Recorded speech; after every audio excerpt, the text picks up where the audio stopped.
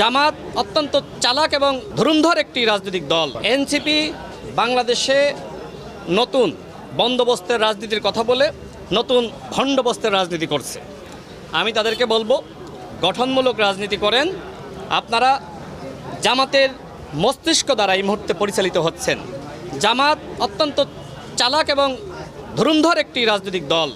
তারা নিজেরা দেখবেন বিএনপির স্থানীয় প্রতিনিধি তাদের সাথে আন্তরিকতা বজায় রাখছে এবং যে সময় সংসদ চলে সেই অধিবেশন চলাকালীন সময়ে মাননীয় প্রধানমন্ত্রীকে নিয়ে বেশ প্রশংসা করে বক্তব্য দেয় এবং অন্যান্য মন্ত্রীদের সাথে সাক্ষাৎ হলে বেশ প্রশংসা করে। আবার মাঠে গিয়ে দেখি যে তারা গণ অভ্যুত্থানের হুমকি দেয় এবং এমনকি এই এনসিপি নেতৃবৃন্দের মাধ্যমে নানানভাবে মাননীয় প্রধানমন্ত্রীকে এবং আমাদের মন্ত্রীদেরকে গালিগালাজ করাচ্ছে। দেখেন, এনসিপি বর্তমানে যা করছে এগুলো জামাতের পরামর্শই করছে।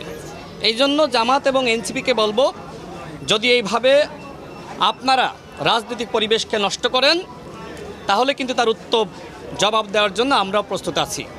সিলেটে যে ধরনের ঘটনা ঘটেছে, দেখেন সেখানকার যে স্থানীয় এমপি অত্যন্ত জনপ্রিয়, তিনি কারাগারে থাকা অবস্থায় মেয়র নির্বাচিত হয়েছিলেন, তাকে আপনি গালিগালাজ করে ফিরে আসবেন আর সিলেটের জনতা সেটি মেনে নিবে, এটি তো হয় না।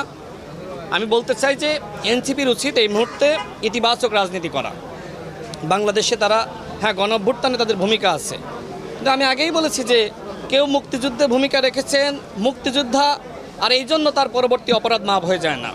সুতরাং গণ অভ্যুত্থানে আপনি নেতৃত্ব দিয়েছেন, আপনি ভূমিকা রেখেছেন, এই জন্য পরবর্তীতে আপনি যে রাজনৈতিক অপসংস্কৃতি, আপনি যে রাজনৈতিক মাঠকে আপনি গালিগালাজের মাঠে আপনি তৈরি করেছেন, এইটার জন্য ভাই আপনার খেসারত দেওয়া লাগবে।